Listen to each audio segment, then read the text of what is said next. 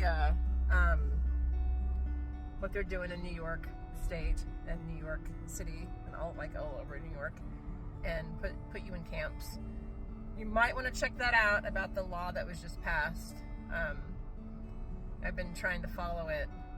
They've been having us distracted with a bunch of stupid shit. And Taylor Swift and her boyfriend. Oh my gosh! The meeting that they were gonna have with her boyfriend's parents. They no longer want to meet each other. Who gives a shit? I'm more interested in seeing the laws that are being passed in other freaking states and other counties and other districts and other whatever, because I know that in the future, if something's happening to people, it's going to happen where I am. It happened to me eventually, years ago, about me in a camp, being shot and kicked in the back end and then dying after being shot execution style. Like an out-of-body experience, but dream. I was like, oh, maybe it was because I was, watching survival, because I've been into that survival of, I'm really into the survival stories. I love that, how people have survived an almost death experience, where they should have died. They gave up and they continued fighting, and they survived through something that should have been their last moment on earth, and fought every day and didn't give up. So I've always been attracted to those kind of stories, but then I had an out-of-body experience, and it could have been the future. I've always wondered. I was in kind of a dysfunctional relationship, and I wasn't doing I wasn't doing what I was supposed to do in the relationship to be, to have a functioning relationship. But there was a lot of supernatural things I was going through, a lot of spiritual battles, and a lot of spiritual experiences that I had when I was in that relationship. The other's fault, both were experiencing not exactly, healthy habits. I'll just say that. I'll tell you about 10, 15 stories. Saw a black shadow man, beings from other dimensions, and I had tons of out-of-body experiences where I was thrown out of my body to face nothing. There was nothing there, just the fight or flight type of thing.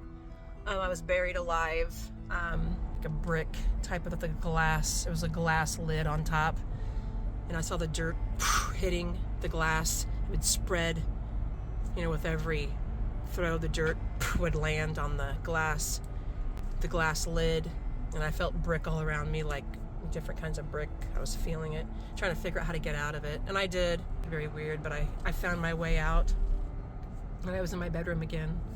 But I was being buried alive, and being buried alive, I could have been burying my own self. I could have been slowly dying, slowly killing myself. Maybe that was what that meant. Slowly killing myself with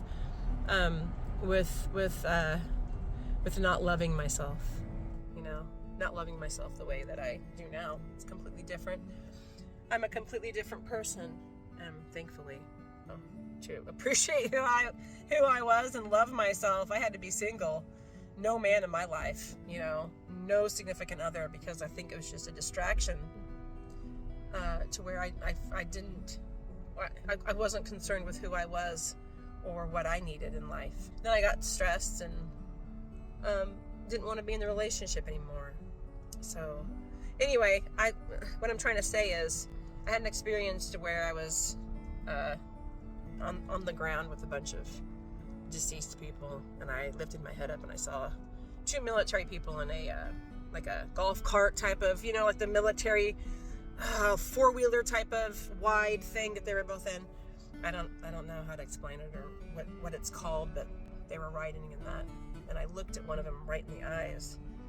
I kind of lifted my head up a little bit, and I looked at one of them right in the eyes, and he stopped really quickly, and they both got out, and they had boots on, and he kicked me really hard with this steel-toed boot, really hard in my tailbone. I think he shot me first. He shot me in the head first, and then he kicked me in the tailbone, and then my insides were starting to fall out, and I said, this is how it feels to die. I was like, you know, when we experience death, we are so interested in, you know, and curious. We're curious about what death is going to be like. At least I am. I'm like, you know, is it going to be painful? Is it going to be, am I going to die in my sleep, you know, peacefully?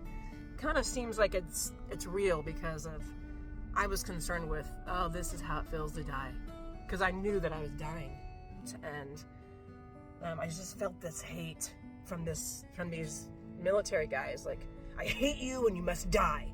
Oh, you're still fighting? Oh, you're looking at me? Like, how dare you be alive right now? What are you doing being alive? Why are you looking at me in the eyes? You know, that is exactly how I felt in that moment. Intense hate, and I was done. So when that happened, I just kind of blew it off like, oh, it's one of the dreams. Maybe I had an attachment of somebody who experienced that, because I don't believe in past lives. We only have one life.